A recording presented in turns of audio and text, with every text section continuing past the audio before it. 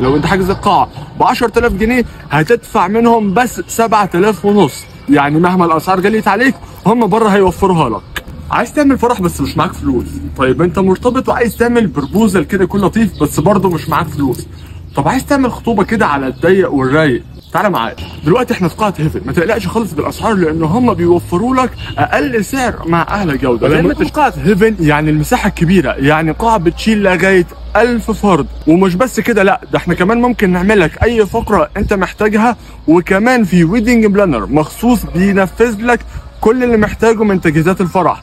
حتى لو كنت عايز تعمله بشكل مختلف على ستايل اوروبي امريكاني، ستايل شعبي ويبقى مختلف جدا، او في ستايل تاني خالص مختلف في دماغك انت محتاج تنفذه بس مش عندك الوقت ولا عارف ازاي بيتنفذ، كل ده ما تقلقش منه خالص. كل اللي عليك هتتواصل مع الصفحه وهم هينفذوا لك كل حاجه، لان عندنا الويدنج بلانر ابو نور لطيف متخصص في الحاجات دي كلها. يعني هتعمل المناسبه بتاعتك مع احلى مناظر طبيعيه، سواء عايز تعمله الصبح او بالليل. الفكره ان احنا داخلين على فصل الربيع، وفصل الربيع بيتميز بالجو الحلو، فانت لو عايز تعمل حاجه حلوه مطرقعه مختلفه ممكن تعمله في الصبح، هتاخد احلى صور مع النيل وكمان مع السحب واحلى جو، وكمان تبقى اوت اوف بوكس. كمان لو عندك ايفنت فان داي، اي مناسبه حلوه حتى لو كاجوال محتاج تعمل لها شو فاير او صواريخ شماريخ او اي مظهر من مظاهر الاحتفالات اللي مش هتقدر تعملها في اي قاعه تانية، ممكن ننفذها لك باحسن شكل واحلى بكتير جدا من اللي انت ممكن تتخيله.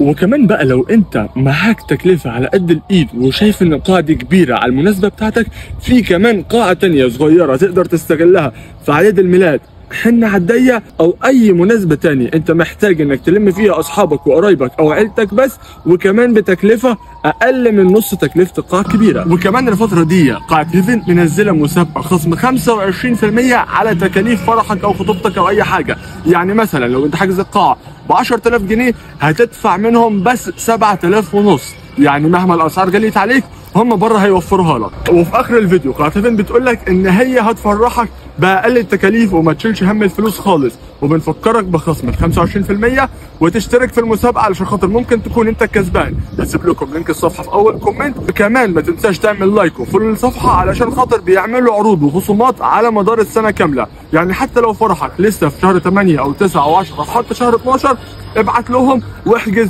وهتستفاد بالخصومات والعروض.